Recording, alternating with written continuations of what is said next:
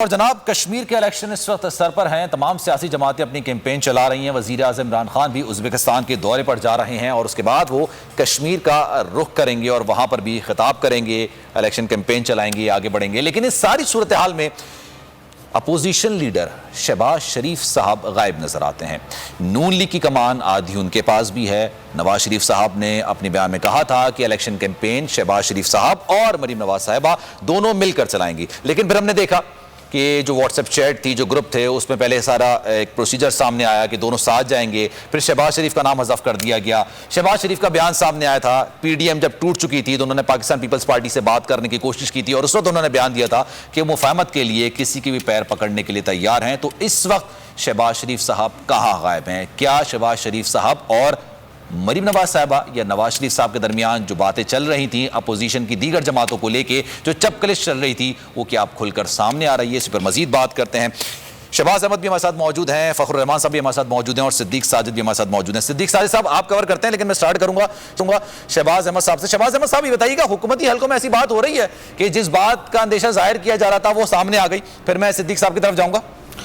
आप दुरुस्त कह रहे हैं, बिल्कुल ये हुकूमत को इस बात का इदराक है और हुकूमत को ये पता भी था, क्योंकि शहबाज शरीफ का साहब का जो बयान था कि जो मुफाहमत के लिए मैं घुटने पकड़ने तक को तैयार हूँ, तो उसको हर एक ने मुख्तलिफ एंगल से लिया।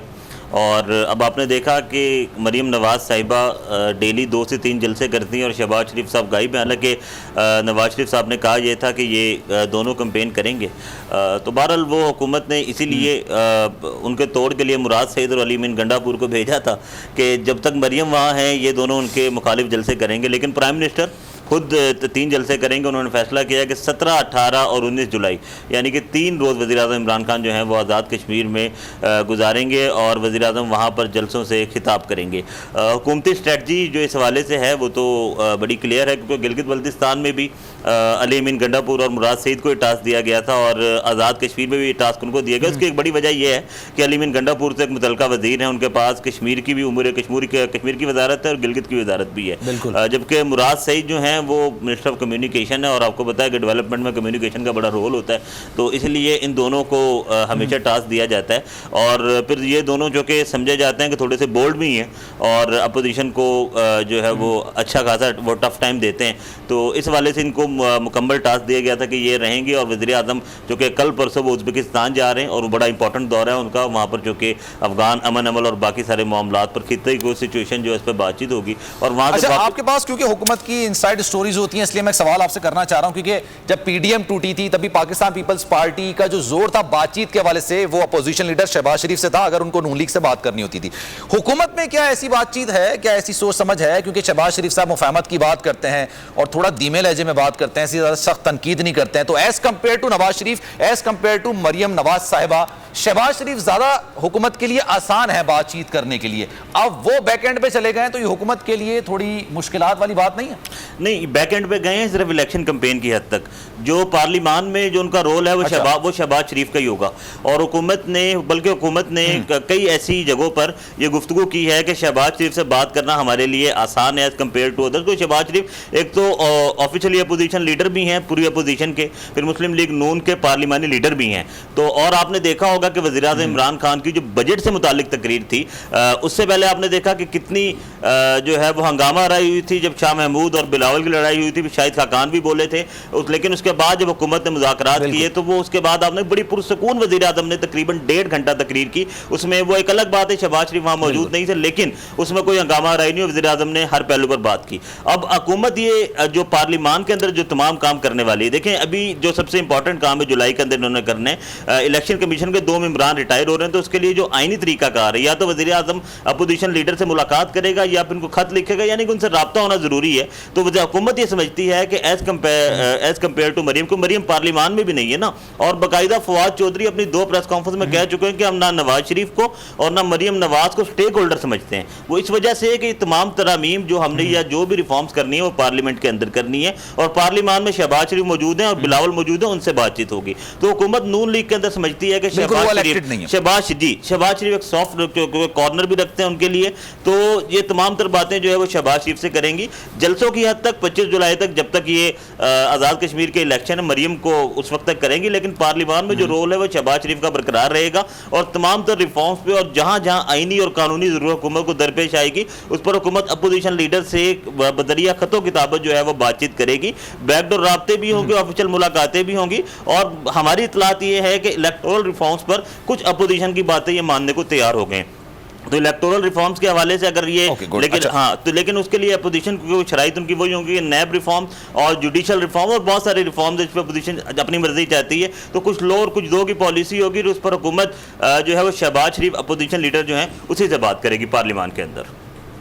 ठीक है, चलें आगे बढ़ते हैं। फ़खर साहब से मैं इसका तज्जिया जरूर लूंगा, लेकिन खबर पहले सिद्दीक साहब से ले लेते हैं। सिद्दीक साहब ये बताइएगा कि ये नून लीग में दरार अब वाजे हो गई है। अगर ऐसा नहीं है जो मैं बात कर रहा हूं, तो फिर इलेक्शन कैंपेन क्यों नहीं दी गई शहबाज शरीफ साहब को? उनको सिर्फ पार्लियामेंट की हद तक महदूद क्यों किया गया? क्या वो मजबूरी है कि वो इलेक्टेड है, मरियम नवाज साहिबा इलेक्टेड नहीं है? अगर मरियम साहिबा सजा याफ्ता नहीं होती हैं और वो इलेक्टेड हो जाती तो शहबाज शरीफ साहब तो फिर भी बिल्कुल पीछे चले जाते।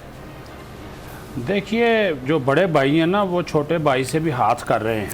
एक तरफ तो उनको मुफाहमत की जो ट्रक की बत्ती है उसके पीछे लगाया हुआ है, दूसरी तरफ अपनी बेटी को कहते हैं जी आप रगड़ा दें, इमरान खान को भी दें, आप इस्टेब्लिशमेंट के बारे में भी आप बातें करें। परवेज़ रशीद साहब उनके मुशीर हैं और आजकल तो मरियम नवाज साहबा आज़ाद कश्मीर में जहाँ पे जलसों से ख़िताब कर रही हैं, तो आज जो तस्वीर आई है, वीडियोज़ आई है, वो तो वहाँ पे खूबसूरत जो तफरीही मकामात है वहाँ भी सैर व सियाहत में भी मसरूफ़ है जलसों के साथ साथ। जो आपने कहा था वो छोटे भाई जो हैं वो सारे खामोश होकर इस वजह से बैठ गए, हालांकि बतौर पार्टी प्रेसिडेंट उन्होंने पहले जलसों का शेड्यूल अनाउंस किया और ये मंजूरी मियां नवाज शरीफ ने दी, जिसको एहसन इकबाल ने बतौर सेक्रेटरी जनरल जारी किया। लेकिन 3 दिन बाद जिसकी वजह से बहुत ज़्यादा एक अजीबोगरीब सा रवैया भी सामने देखने में आया और एक तरह की तौहीन भी की गई अपने ही प्रेसिडेंट की कि मरियम नवाज़ के जो पॉलिटिकल सेक्रेटरी हैं ज़ीशान, वो 3 दिन बाद मरियम नवाज़ के जलसों का अलग से शेड्यूल जारी कर देते हैं और मरियम औरंगज़ेब साहबा उसको जो व्हाट्सएप ग्रुप है उसमें वो डालती हैं। इससे आप अंदाज़ा लगा लें कि क्या एक पॉलिटिकल सेक्रेटरी मरियम नवाज़ का, जो कि नायब सदर है, वो अपने प्रेसिडेंट के अहकामात के ऊपर जारी किए गए उनके जो शेड्यूल हैं उसको वो नीचा दिखाने की कोशिश की गई, उसके बाद वो खामोश हो गया। अब स्वात के जलसे में जिसमें मियां नवाज शरीफ ने भी खिताब करना था, लेकिन वो खिताब उनको करने नहीं दिया गया।